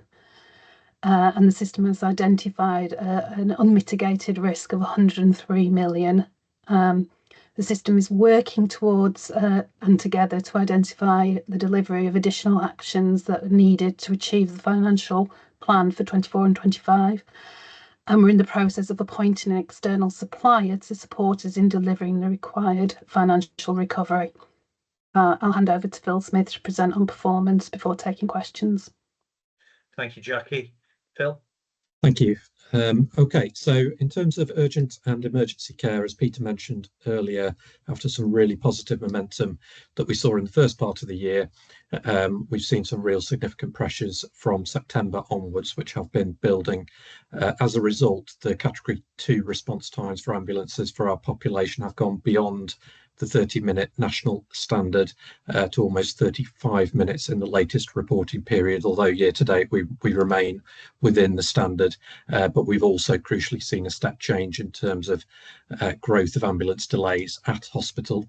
The demand picture that I'm talking about here is being seen across the region. We've got rising acuity, and in recent weeks we've seen a growth in of COVID presentations once again at hospital. We were invited as a system on Monday to a winter risk event in Birmingham with the National Urgent and Emergency Care Director and the Regional Director and their teams, along with 3 other pressurised systems. It was an opportunity to share learning and essentially reaffirm our plans and commitments as we head into winter. So we stated very clearly at that event that our commitments are very much centred around improving that ambulance position, in particular with a focus on demand management activities in the coming weeks to make sure that only those who absolutely need to are conveyed to hospital, and also the work in terms of in-hospital processes to reduce ambulance delays and congestion once ambulances arrive at hospital. In the meantime, we're developing our surge plan, as we always do at this time of year, which is working its way through the governance. It's been through the clinical senate last week, and it will come to this board next month for ratification. And in addition, we've got a day where NHS England are visiting us next week to carry out essentially an assurance visit in ahead of winter, which will involve both presentations and walk-rounds of clinical areas. From a planned care perspective, the challenge that we were set at the start of the year in the planning guidance was to ensure we had no patients waiting beyond 65 weeks by the end of September. We've seen incredible progress there, and our overall activity levels for across the population against the cost weighted activity metric are 109% as at the end of Q1. So what that means in plain terms is that we were 9% higher in terms of the activity that we've carried out than we were in 2019-20, the pre-pandemic year. This has had a real impact. So, for example, in UH&M, a cohort of 14,000 patients that we had in March to be seen by September is down to 207 by the end of September. We do have further people waiting beyond 65 weeks at other providers serviced across the region, largely at UHDB. So we're expecting the final September position to land in the high 300s in terms of 65-week waits. So we haven't yet met that ambition. However, we have seen really significant progress. I think it's worth flagging that across the region we're seeing challenge across a couple of specific specialties, with ENT being the one that is a challenge for many of us, and I've been on some calls earlier today to look at what a regional approach could be to help us move beyond that challenge. In terms of diagnostics, real great progress in terms of backlogs of surveillance and general waiters for endoscopy. The total active waiting list has halved, and surveillance patient backlogs are down from over 4,000 to now under 200, which I think is massive progress in not many months. We do have an issue with non-obstetric ultrasound, which is linked to staffing capacity, but we do have an external provider coming in place from next week. So that will start to see some impact there. And some really positive news in terms of cancer. We are now on track with all of our trajectories for the key performance standards, those being the faster diagnosis standard, 31-day and 62-day, with stable backlogs in place. So I think that's a really positive point to end on. Thank you, David. Thank you, Phil, and thanks for bringing that out. And those issues were raised this week with NHSE at our quarterly system review meeting, along, Jackie, with the current financial position, which obviously we are behind granularly to try and improve that situation against the backstop of obviously making sure safe services. And I guess, Phil, just on the back of that, Simon, just through you, just thanks to colleagues at UH&M for the traction that's been delivered there in getting some of those figures turned around. We're certainly going the right way to eliminating many of those issues over the next month or two. Megan. Thank you. This is the new style committee chairs report, which you've got before you for the first month. Alert, assure, and advise. In relation to alert, there are two areas that I've pulled out around the finance and efficiency, and really just reinforcing what Jackie said, that the committee heard that on current performance we will not achieve the agreed system financial outturn of 90 million deficit. As we know, a system recovery plan has been agreed and work is underway, supported by the System Recovery Director, and is reported through to the committee every month for assurance. But that recovery plan does not currently bridge the gap between our current position and the agreed 90 million deficit plan. The investigation and intervention process, which we are just entering, have been directed to enter by NHSE, is hoped to move us closer towards that plan, and the committee will stay very close to that process going forward.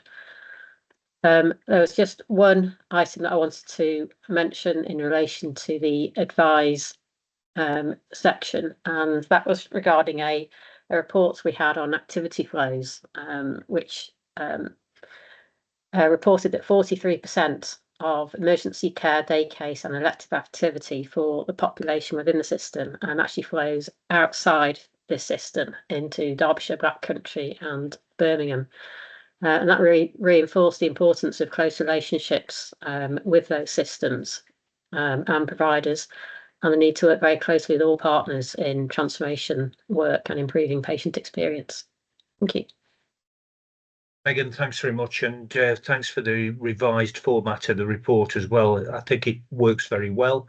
It'll be good to get some feedback from board members on that report, but thank you for that. Julie? Thanks very much, Chair. I just wanted to pick up one other thing that I believe came up at the meeting with Region, which was about the need to actually triangulate between activity, workforce and finance. But to triangulate using data, and I know there's quite a lot of, we heard at People and Culture yesterday, a lot of work going on around that. I think it's even more critical as well as we go into 25-26 planning as well. Yeah, point well made. Thanks, Julie. Okay, can I check that everybody has had ample opportunity to raise any issues on the report? If so, the recommendations are to note the high-level performance against 5 priorities, note the high-level key programme deliverables update, and note the financial position, and to receive Megan's assurance report. So thank you for that. We'll move into item 14, if we can, enclosure 12, people metrics. Mish, I think you're leading this out with enclosure 12 and a verbal update as well. Thank you. Thanks very much. And just to assure the board, our oversight process this month is slightly different because we have changed the PCI governance structure. So the meetings are slightly out of sync. So at the next meeting, you will have 2 review reports from the People, Culture and Inclusion Committee. But first, to talk about the metrics and link it to the quarterly system review meeting we had yesterday. Our overall metrics are looking very positive for Staffordshire and Stoke-on-Trent. Our turnover and our vacancies, which are respectively 8.9 and 10.2, are at the lowest point in the last 12 months. We're starting to see sickness starting to creep up, so that's something that we're working with our provider colleagues on, and from a HR business partnering perspective, they're addressing those concerns. At the quarterly review yesterday, we received really positive feedback in terms of our oversight, our understanding of the workforce issues, and how we're working collaboratively to address any of those, both from a productivity perspective, but also from a process perspective. And as we move towards the medium-term plan, we'll be working much more closely together as well for the workforce transformation piece and how we'll change workforce models where required to be more effective and efficient. So quite a positive conversation there, despite the financial position overall in the system. Moving on to People, Culture and Inclusion Committee, we did have quite a long debate around the QRSM and our workforce measures and controls. The committee are very clear that we absolutely need to have an MDT approach to this. We need clinical, operational and workforce colleagues working together to make sure that our services are safe and that our patients are getting absolutely the best care that they can get. So really positive conversations there. I'm just going to pick out a few bits from the second part of the meeting. The first one was regarding sexual safety. We had a conference last week with all system providers and actually invited Shropshire colleagues as well. There was a full day event, it was virtual. There were a number of different presenters from the police to domestic violence charities to our NHS providers. We talked about allyship, we talked about really making sure that everything we do has the sexual misconduct in there in terms of not allowing this to continue, not allowing it within our services for our people and for the population that we serve. So really positive event, and we'll move forward on that in terms of standardising our approach to that. It's Black History Month, and there are a number of events going on in the system that all system partners are invited to. So we talked about that and the impact that it will have for our workforce. So those are just some high level updates, David. Really happy to take any questions. Help if I came off mute. A lot going on there in that space, and thanks very much for the report, Mish. Any questions for Mish on anything on the report or anything that Mish has presented? Stunned into silence. Thank you, Mish. So we receive and brief members on the workforce position to plan grip control to support and inform wider decision making in respect of the people agenda. And we will now move on, if we can, item 15, enclosure 13. Welcome Claire Cotton. Claire, you're on the call, yeah? And Claire's going to take us through the Q2 24-25 System Board Assurance Framework update. Thank you, David. This is, as you will be familiar now, the final destination for this quarter's board assurance framework. It's been through the committees and those have been referenced within the executive summary, and I think helpfully has been drawn out in some of the conversations that have already been had today and presented in some of the papers. I should also note that myself and some ICB colleagues were invited to MPFT's audit committee earlier this week to present the system board assurance framework. They were keen to gain a better understanding of its format and content, and that was a helpful conversation to have had. I think the Performance and Finance Committee report demonstrates some good scrutiny of the document this time round, and you can see that there's been particular conversations there held in relation to the levels of risk and the assurance ratings, which are going to be revisited at Q3. I think importantly to draw attention, as the executive summary highlights, that there are two particular strategic ambitions that our BAF is demonstrating the most threat to. And those are around addressing inequalities and the sustainable and resilient ICS. And again, I think that is reflected through some of the conversations that have been had in today's discussions. Top risks are reducing health inequalities, sustainable finances and workforce. Although I should note that the workforce, again, as highlighted by Mish in her report, has got a higher level of assurance associated with it, and that was confirmed through the quarterly review. So again, I think what's been helpful today is being able to tie together some of the conversations around other papers and seeing how they are represented within the BAF. I think it's important to draw out that we do have 6 out of 8 strategic risks here where they've been assessed as having a partial assurance rating. And I guess just to remind colleagues that the purpose of the board assurance framework is really to drive the agendas of the committees. And so I guess a reflection to take away is, are our committees really receiving the assurance needed in relation to those areas? And I know certainly that will be a point of kind of focus through the work that Julie does with the audit committee. I think the final point I would make is that we are continued to be held up as a system for good practice in this area. And I know certainly myself, Paul, Tracy and colleagues take every opportunity to highlight the work that we've done. And we are often approached by other systems and other partners to draw from the work that we've done as a system. So I think we should continue to be proud of that, whilst recognising that we don't feel that we've fully got there with this, and we will continue to develop and evolve our board assurance framework as a system. So happy to pause there and take any questions, although I would probably defer to colleagues around the table for specific questions around specific risks. Claire, as ever, thanks very much for very clear overview and a very clear report, actually, very helpful report. It is important to celebrate what you're doing and recognise that it'll never be a destination. You're always reviewing and evaluating the processes. I guess the one thing, and I'm sure Julie will want to pick this up when she comes in now, the committee assurance piece you raised was very, very, very important. And I think that I'm sure it is a discipline that's going on at board level, but also at sub-board level with the reporting committees coming through to the board. So I would urge everybody to make sure that that is happening on a regular basis, probably at the end or start of each meeting, to review those processes. Julie. Thanks, David, and thanks, Claire. To reiterate, we've come a long way with risk. Always more to do, and certainly audit committee this time, we looked at some further reviews to strengthen and actually improve ownership and ways of reporting. I was going to pick up that later in a very brief outcome of audit committee. There were just two things I wanted to pick up.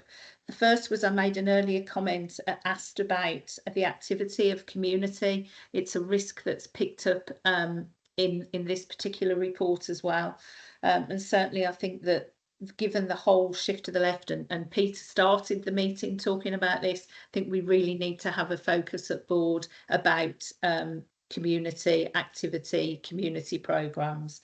The other one is the thing that audit committee asked, is that each BAF risk in committees is actually looked at and assessed in the light of our continued financial position, is the impact that that's having on each of the other risks, to be very specific about it. Julie, thank you for that. Some wise words there from audit perspective. So can I just check, are there any further questions for Claire on this report? No? Okay, thanks, Claire. It looks like you've managed to nail that within your report. So Claire, we'll just take the recommendations. We've discussed and confirmed whether Q2 risk scores and assurance assessments are an accurate reflection of the position, and discuss and confirm the adequacy of those controls and assessments. And I guess what I just want to pull out in addition to that is the point you made about the committee assurance, about the reports that are coming through, and Julie's issue there as well about that left shift, making sure that that's picked up, but also that the financial risks are assessed as well through the quality lens at each of those committees as well. So we can just make sure that that's in place, and I'd ask committee chairs to either work with yourself or others to actually make sure that that can take place. Thanks very much, Claire, for your report. Item 16 is the Senate Summary and Escalation Report, Enclosure 14. Rachel, can I just invite you to bring forward any escalations that you want to on this report? Thank you, David. I will take the paper as read. There's just a couple of items that are around approval. So the Senate approved the system approach to malnutrition policy, an evidence-based clinical policy that's been signed up to by primary, secondary, community hospices, care homes that we've worked together with the Task and Finish group. It's reflecting national best practice, supported by a very strong Cochrane review as well. It's this policy has come through supporting the Clinical Values and Medicines Collaborative.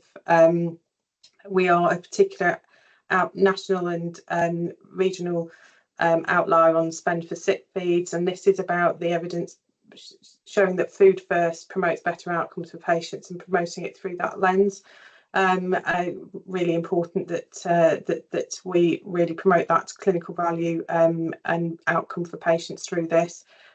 So working through the task and finish group brought this, and the Senate has approved that as a clinical policy, subject to the QIA and EIA processes that will run alongside that as well.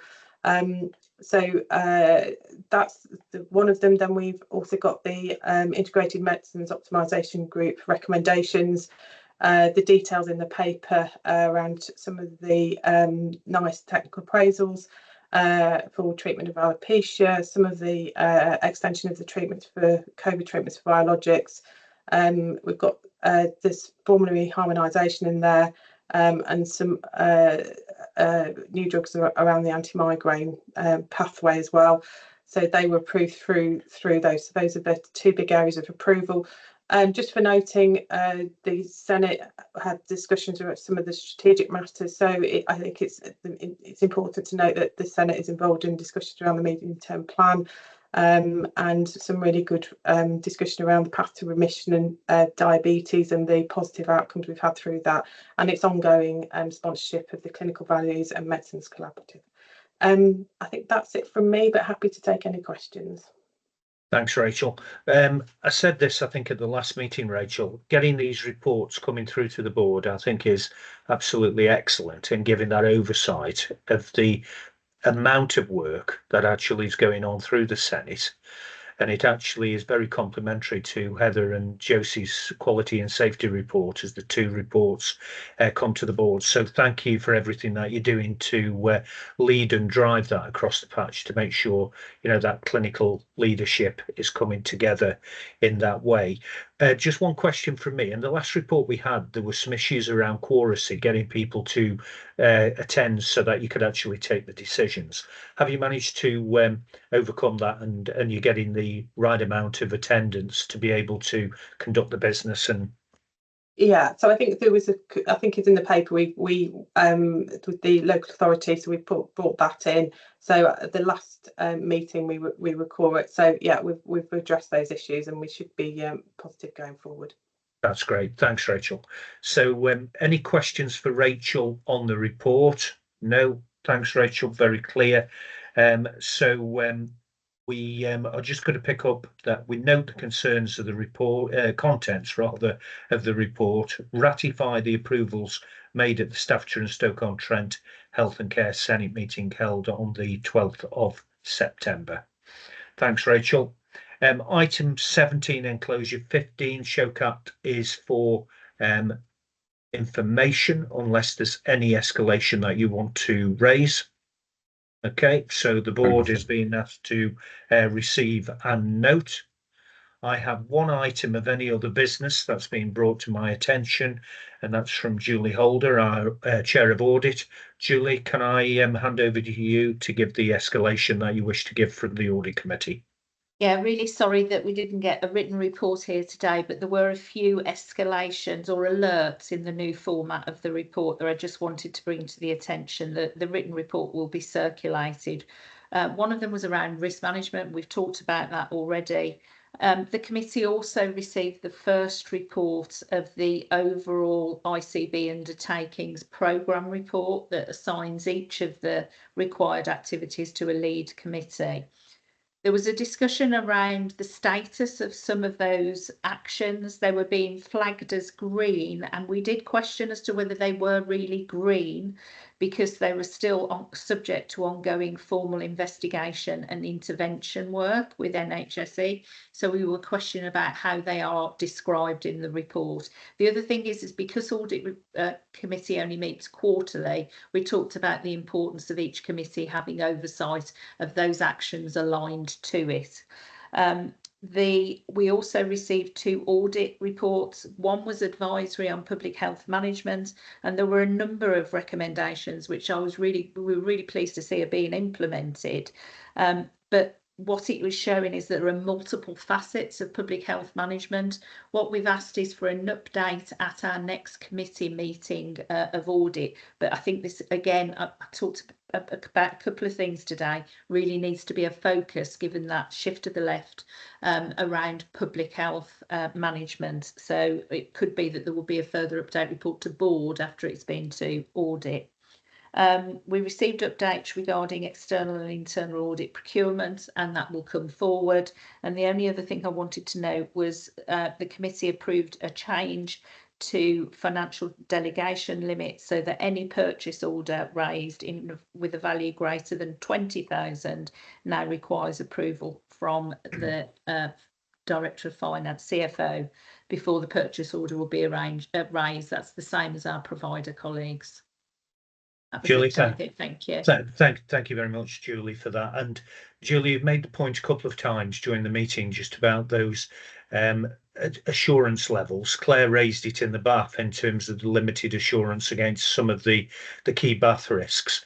So again, I think at some stage, just that review across the subcommittee structure supporting the board to make sure that we've really got those in place. And you're right to raise the challenge around the assurance levels around some of the green ratings. If we think they're a bit over optimistic, we need to make sure that we're going back and just reviewing the level of assurance that's coming forward. So thank you, Julie, very much for that. Just pause in case there are any points of clarification for Julie. No? Okay, thank you. So if we could move into item 19, and I will invite members of the public to ask any question that they wish to ask on anything that's been covered during the course of the meeting.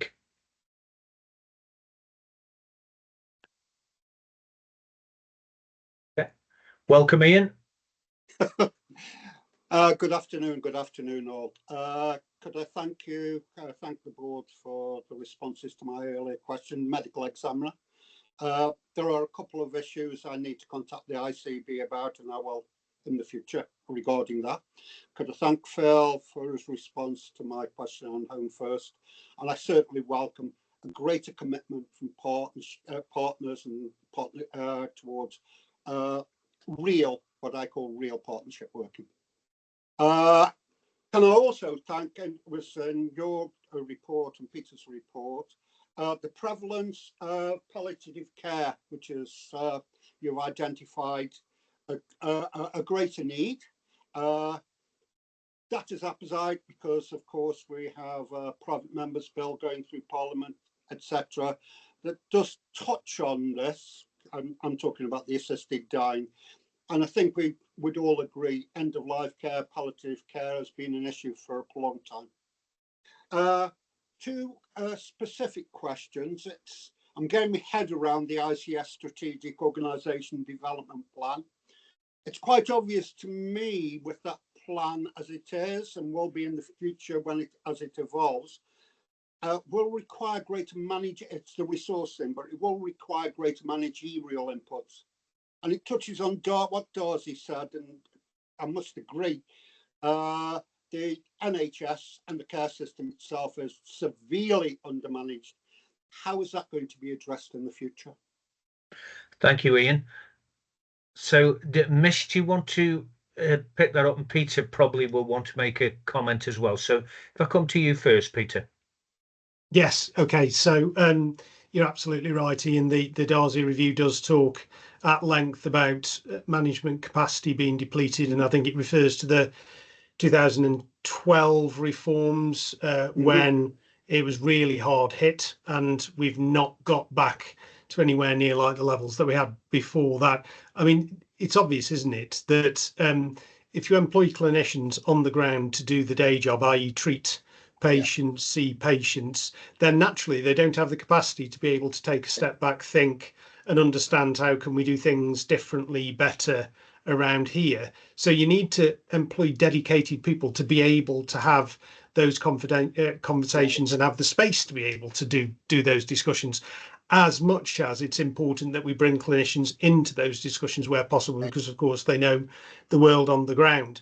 So it is a really, really tough one, and it's equally tough in terms of answering your question to the question around how we essentially double run and develop and deliver upfront proactive preventative services at the same time as having to deliver the reactive side of things. I think for me, what we need to be very honest about and clear about within our plans, this is for next year predominantly and beyond, so the medium term stuff I was referring to, Ian, we need to be kind of bold, but actually just frankly honest about the capacity requirement that we're going to have, whether that be in terms of double running, new services versus current, and management capacity to be able to deliver on the agenda that we've got.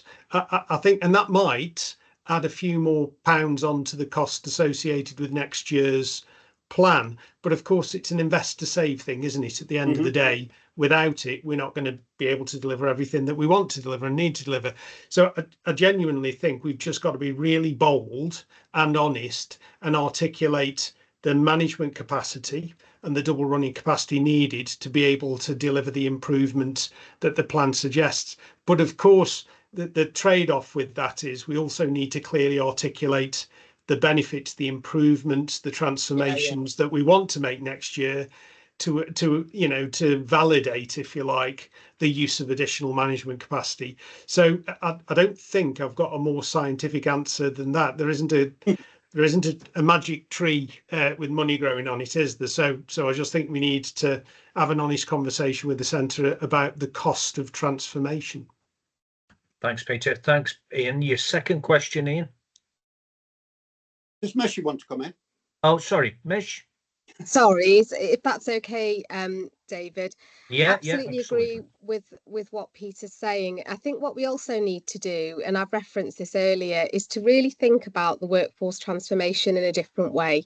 So as per Darcy, as per our medium-term plan work, working more collaboratively with our external partners. And when I say external, I mean the colleagues that we haven't traditionally planned with, that we haven't traditionally worked with, to understand both the management capacity from an OD and culture perspective, but also our new models of care and the workforce model. So I think that your point is well made about management capacity in the NHS. However, I think that we have management also in other areas and other organisations. And if we can harness that one system approach, I think it will help us in terms of our capacity here.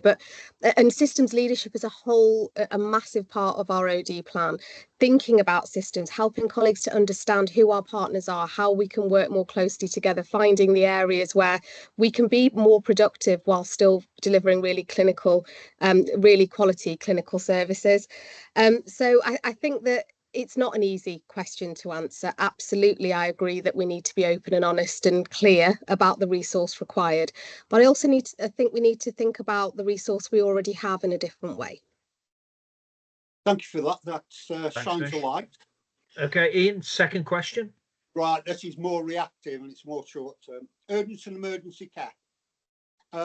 NHS England director, I presume she was at that winter risk meeting last week, said at their September meeting there's no more money this year, no more money for social care, no more money for winter surge. You are going to be facing quite a significant, you call them challenges, I would go, I'd be yelling for this winter. Now, you are having to balance asks regarding elective, but asks regarding to emergencies.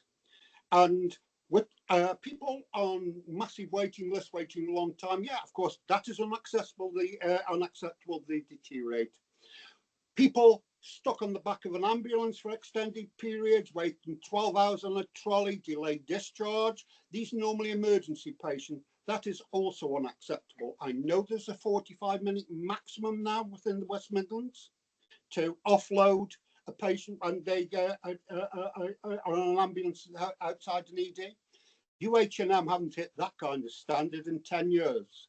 Now, how something is going to have to give over I believe over the next few months. The balance between electives and emergencies is going to have to shift. In the past, electives were kind of deferred, and there's been a hospital full of emergencies for a few months. I don't know if that is still on offer. There will also be, when you get these surges without extra money for addressing emergencies, there will also be costs accrued, and we've seen what has happened recently with costs that are suddenly come back to bite you from outside outside the area with emergency care surges. How is all of this? How are you going to square this circle over the next few months? And I recognise you've got a huge amount of other systems and resources working in different ways. I recognise that, but it is a major challenge, is it not? Thanks, Ian. I'm going to bring Phil in, and then Peter wants to make a comment as well. Phil. Thank you, and thanks, Ian. Absolutely right. It's a very, very, very delicate balancing act to ensure that we can continue to meet all of our obligations while delivering safe, effective emergency care over winter. And yes, absolutely, Sarah Jane Marsh was at the event with us on Monday, so we had the opportunity to talk with her. Just picking up the financial points, this winter we are in a different place. We're in a different place locally as a system, as we've heard around money. And you're also right to highlight that there's been no additional external funding announced at this point in time, at least. But just to reaffirm, as a system, we do have a responsibility to make sure we've got the capacity, that we're able to deliver quality and safe care, meeting the needs of the population over winter. And as such, we've got local budgets in place to ensure we can do this. I've talked earlier about the surge plan. I'll bring that next month, but now just to assure you really, Ian, that we've been through a really, really robust value for money assessment on all the investments that we're going to be making over winter from our local resources to ensure that the things we are doing will have the maximum impact on people's care and outcomes for winter. And just picking up the point around elective, the plan is based on a principle of being able to maintain our existing run rate around elective activity and meet those targets that I articulated earlier around planned care. Now, clearly, in the moment, as we go through winter, we've got mechanisms in place day to day to ensure we're monitoring that balance and managing that balance between those priorities, and to ensure that we are directing our resource towards the areas of greatest risk at any particular time. Thank you. Thanks, Phil. Peter? Yeah, I mean, reiterating all that, of course, but I think there's a couple of fundamental points. The first one is to be very honest and say we collectively think across the NHS more generally, but specifically in staffs, that this winter is going to be really tough, and there's a variety of reasons for that. But yes, that is what we feel. Of course, if you think that in advance, you can always, in theory, at least plan to cope with that. But the money at the same time is, of course, also very, very tough, and elective activity does also bring income, so that there is that balance when it comes to specifically the money. But aside from all of that, there's a fundamental bottom line here that says, however we do it, we will make sure that we provide safe services. And of course, urgent and emergency care often is absolutely at the top of that tree, the top of that list, because that is where the biggest risk clinically it lies. So I'm going to use a management jargonistic term here, but it's got to be dynamic, hasn't it? How we manage this has got to be dynamic. So day on day, week on week, and hour by hour, frankly, we need to make the decisions that are best for the patients out there in the population. That's equal to the population in the community, waiting for an ambulance, waiting for an urgent emergency care support, as the population at the front door, an A&E and in discharge to assess, and other services. So we've got to clinically risk assess in the moment as a set of partners and make the decisions that are essentially the safest for the population at that moment in time, which basically trumps the money. Okay, thank you, Peter. Ian, thank you very much for your questions and for your continued interest. So colleagues, we're almost out of time. Just want to move into item 20 if we can, just to check on meeting effectiveness. We referred to the behavioural compact or leadership compact at the start of the meeting. Just take any views if anybody has any on that. I would like to thank everybody who's attended across the board today, and particularly the presentations that we've received. I think it's been a very stimulating discussion that we've had, and also to thank everybody who's joined us online from the general public or from other agencies this afternoon. So we'll bring the meeting to a close if we can. The date and time of our next meeting is the 21st of November at 12:30, and we will be physically public on that date at Staffordshire County Council Chamber buildings, the county buildings in Martin Street in Stafford. So can I just again thank everybody, enjoy the rest of your afternoon, and thanks for your attendance today. Thanks, David. Thanks, everyone. Thank you.